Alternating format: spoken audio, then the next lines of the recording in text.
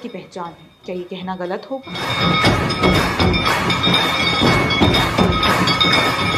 नमामि शमीशान निर्वाण रूपं विभुं व्यापकं ब्रह्मवेदस्वरूपं निजं निर्गुणं निर्विकल्पं निरीहं चिदाकाशमाकाशवासं भजेऽहं। मेरे पिताजी सन्यासी है और मेरे पिताजी बहुत स्ट्रिक्ट थे। बोले कि हम वैदिक कल्चर फॉलो, हम वेस्टर्न कल्चर नहीं फॉलोंगे। बहुत पंजाबी लोग आया और गाय खाते। गुरु नानक कभी गाय मांस नहीं खाता। सर्वधर्मं परित्यज्य मामेकं शरणं व्रज अहं त्वं सर्वपापेभ्यो मोक्षयिष्यामि मा शुचः. I think when he says Sharanam Vraja, the reason is because Kishori Kripa. Jai Jai Shri Radhe, Radhe Radhe, Hara Hara Mahadev. आधा ईमान तो वैसे ही गलत। अपने मुल्क में निकलो, वाहिद एटमी ताकत, बाहर निकलो। It's being billed as the biggest gathering of humanity in history. The world's largest religious event this year has started in India, with millions taking a dip in the country's holy rivers. This Maha Kumbh Mela being held in the Indian city of Prayagraj. जब हम पूर्व जन्म के थे, शिव जी के गणी थे, तब हम रुद्रांश बने। हम खुद गिरनार में ही रहता हूँ, दत्तात्रेय भगवान की गोद में ही रहता हूँ। गिरनारी बाबा ही हूँ हम। अमृत स्नान हो गया? हाँ जी, हो गया। या हो गया। बहुत खुश है। मोक्ष हो गया। मोक्ष हो गया है। You were cleaning, आप साफ कर रहे थे रास्ता। नमस्कार दोस्तों महाकुंभ चल रहा है और महाकुंभ में बड़ी संख्या में विदेशी भक्त भी आ रहे हैं। अरब हो या ईरानी हो, अमेरिकन हो, यूरोपियंस हो, रशियन हो, जापानीज हो, सभी जगह से लोग आ रहे हैं और ये सब बोल रहे हैं कि हम तो सनातनी हैं। ये सब सुनने के बाद पाकिस्तानियों के होश उड़ गए हैं कि इतनी बड़ी संख्या में पूरी दुनिया भर से जो कि अमेरिकन और यूरोपियंस यानी गोरे हैं वो आ रहे हैं इसमें और अपने आप को सनातनी बता रहे हैं। दोस्तों अभी तक अंदाजा है कि 7 करोड़ के आसपास लोग अब तक कुंभ में डुबकी मार चुके हैं और भंडारा चख चुके। ये सुन के, ये देख के पाकिस्तानियों के होश उड़ गए। इनको लगता है कि हम तो कन्वर्टेड हो गए इस्लाम में और पूरी दुनिया अब सनातन की तरफ जा रही है, हिंदुत्व की तरफ जा रही है। ये सब देखने के बाद पाकिस्तानी पूरी तरह से शॉक्ड हैं। एक तरफ जहां महाकुंभ में भंडारे चल रहे हैं और जो सुविधाएं उन्हें देखकर भी ये लोग चाहते हैं भारत में आना, ये लोग कुंभ में शामिल होना चाहते हैं। आप इस सब के बारे में क्या सोचते हैं? क्या वाकई इन्हें कुंभ में आने देना चाहिए? आपके जो भी विचार हो कमेंट बॉक्स में जरूर लिखिए। वीडियो अच्छा लगे तो लाइक करें, शेयर करें, कमेंट बॉक्स में जय श्री राम, हर हर महादेव जरूर लिखें। चैनल को सब्सक्राइब करना ना भूलें, बेल का आइकन प्रेस कर दें लेटेस्ट नोटिफिकेशन के लिए। आइए आगे बढ़ते हैं इस वीडियो में। जय श्री राम। अमृत स्नान हो गया? हाँ जी, हो गया। या हो गया। बहुत खुश है। मोक्ष हो गया। मोक्ष हो गया है। You were cleaning, आप साफ कर रहे थे रास्ता। Why? Soni Seva in Vraj Mandal is a very important seva. Parikrama Marg, making way, the Marg for Sadhu Marg, here to Triveni Sangam, to Moksha Marg. Is natural in Vrindavan, Vraj above, to be making Soni Seva.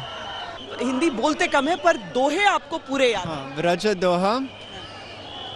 सबे अंग गुणहीन हूँ, ताको जतन न कोय, एका किशोरी कृपाते, जो काचू होय सो होय।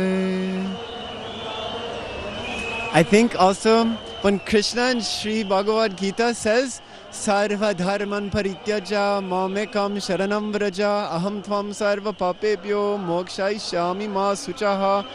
I think when he says sharanam vraja, the reason is because Kishori Kripa. Jai Jai Shri Radhe, Radhe Radhe, Hara Hara Mahadev. जब हम पूर्व जन्म के थे, शिव जी के गणी थे, तब हम रुद्रांश बने। हम खुद गिरनार में ही रहता हूँ, दत्तात्रेय भगवान की गोद में ही रहता हूँ। गिरनारी बाबा ही हूँ हम। और गिरनार 4 धाम से भी बड़ी तपोभूमि है। नवनाथ सिद्ध 84 वहाँ विचरते हैं। स्वयं गुरु दत्तात्रेय भगवान वहाँ डेली विचरण करते हैं किसी ना किसी रूप में। गुरु दत्तात्रेय भगवान आते ही कभी शेर का रूप धारण करते हैं, कभी साधु का रूप धारण। नमो नारायण। गुरुजी आपका शुभ नाम क्या है?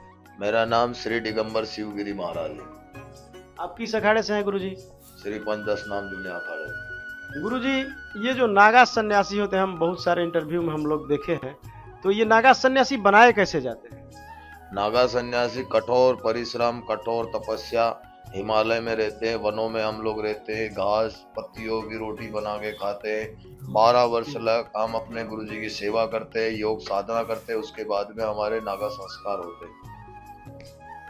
और हमारे लोगों के 5 पिंड होते हैं, हमारे 17 पिंड हो जाते हैं। हम खुद का भी पिंड कर देते हैं। उसके बाद में हमारा विजय हवन होता है। विजय हवन होने के बाद में हमको धर्म ध्वजा के सामने ले जाता है, नागा बाबा बना देते हैं। हम लोग सुने हैं कि गिरनार पर्वत के हजारों कंदरा है, हिमालय पे भी है, और उसमें हजारों नागा साधु सन्यासी रहते हैं। तो ये जब कुंभ लगता है तो उन लोगों के पास ना कोई मोबाइल है, ना कोई डिजिटल साधन, उन लोगों को कैसे पता चलता है कुंभ लग गया और आ जाते हैं? बेटा हम लोग, तू गिरनार की बात कर रहा है, हम खुद गिरनार में ही रहता हूँ। दत्तात्रेय भगवान की गोद में ही रहता हूँ, गिरनारी बाबा ही हूँ। और गिरनार 4 धाम से भी बड़ी तपोभूमि है। नवनाथ सिद्ध 84 वहाँ विचरते हैं। स्वयं गुरु दत्तात्रेय भगवान वहाँ डेली विचरण करते हैं, किसी ना किसी रूप में। गुरु दत्तात्रेय भगवान आते ही कभी शेर का रूप धारण करते हैं, कभी साधु का रूप धारण करते हैं, कभी कोई रूप धारण करते हैं। तो दत्त भगवान की माया है। ब्रह्मा विष्णु महेश तीनों देवता, माता सती अनसुईया ने बालक बना दिए, उनका ही स्वरूप दत्तात्रेय भगवान है। तो गुरुजी जनमानस में ये सवाल रहता है कि जब उन लोगों के पास मोबाइल नहीं रहता, कोई डिजिटल साधन नहीं रहता, बहुत सारे ऐसे बाबा है जो वर्षों से निकलते नहीं भीतर से, तो उन लोगों को कैसे पता चल जाता है कुंभ लग गया और पहुंच जाते हैं? कुंभ की जय घोष होती है, शंखनाद होता है, और उसी की तरंगों से हमको पता लग जाता है कि अब वो महायोग आ गया है, वो चौकड़िया आ गया है, अब हमारा कुंभ का स्टार्ट आरंभ होने वाला है। इसीलिए हम लोग उसी के आह्वान से ही आते हैं। जैसे देवता को आह्वानित करते हैं, वैसे ही देवता का आह्वान होता है, वैसे ही कि साधु का भी आह्वान हो जाता है। देवता के साथ में साधु का भी आह्वान हो जाता है। जय घोष जैसे होती है, वैसे ही साधुओं के पास ये जो जटा है हमारी तरंगे ही है। इससे ही हमको सब, हमारा सीधा सैटेलाइट चलता है, मोबाइल फोबाइल नहीं रखते हैं, डायरेक्ट ऊर्जा की तरंगे चलती है। तब में वो तो भजन है ना कि हमको सब पता लग जाता है। विदेशी मीडिया में चलता है कि सनातन धर्म के पास एक ऐसी नागा साधुओं की फौज है कि जब जब देश और धर्म पे संकट आता है तो वो लोग मतलब सबसे आगे आते हैं। तो इसका आप लोगों को क्या? हम भारतीय हैं, हिंदुस्तानी है, सनातनी है? हम तो धर्म के ध्वज हैं, प्रतापी है। हमारे यहाँ राजा एक से एक, गंगा पुत्र भीष्म को कोई भगवान ने आशीर्वाद नहीं दिया था, राजा सगर शांतनु ने दिया था। राजा शांतनु ने आशीर्वाद दिया था, जा तेरे को इच्छा मृत्यु का वरदान देते हैं। तूने जब भीष्म प्रतिज्ञा लिया है कि जीवन भर विवाहित नहीं करेगा, तो ऐसे ऐसे प्रतापी राजा थे जिनको स्वयं देवता भी आके आशीष देते थे कि ले बच्चा। जैसे शिवाजी महाराज थे, उनको माँ तुलजा भवानी ने तलवार दिया था। जैसे महाराणा प्रताप थे, जिनको एकलिंग भगवान का आशीर्वाद था। ऐसे हमारे पूर्वज एक से एक तपोभूमि थी। ये भारतवर्ष ऋषि मुनियों की भूमि है, इसीलिए इसका नाम भारतवर्ष है। आर्या खंडे भारतवर्ष है, इसीलिए हमारे देश का नाम भारत है, क्योंकि ये ऋषि मुनियों की प्रतापों की देवी धरती है। हमारे देश के अंदर लोहा तो था ही नहीं, सोना चांदी तांबा पीतल हमारे देश के अंदर धातुएं थी, लेकिन ये विदेशी लुटेरों ने हमको लूट लिया, खोखला कर दिया। नहीं तो हमारे देश को तो सोने की चिड़िया बोलते हैं। दोस्तों, जैसा कि आप गुरुजी को देख रहे हैं, जिस गिरनार पर्वत की आप बात सुनते हैं कि उसमें हजारों गुफाएं हैं, हजारों की संख्या में नागा साधु सन्यासी हैं, वहीं से गुरुजी आए हैं, वहीं के दिव्य महात्मा हैं, आप जिनका दर्शन कर रहे हैं। और मैं आपको गुरुजी का आशीर्वचन मैं आपको सुना रहा हूँ। अच्छा महाराज जी, जैसे हम लोग वृंदावन गए थे तो वहाँ नाम जप की प्रधानता है कि नाम जप करो, और हम काशी में रहते हैं तो वहाँ गुरुजी लोग आते हैं तो बोले कि ध्यान करो, बिना ध्यान का ज्ञान नहीं होगा।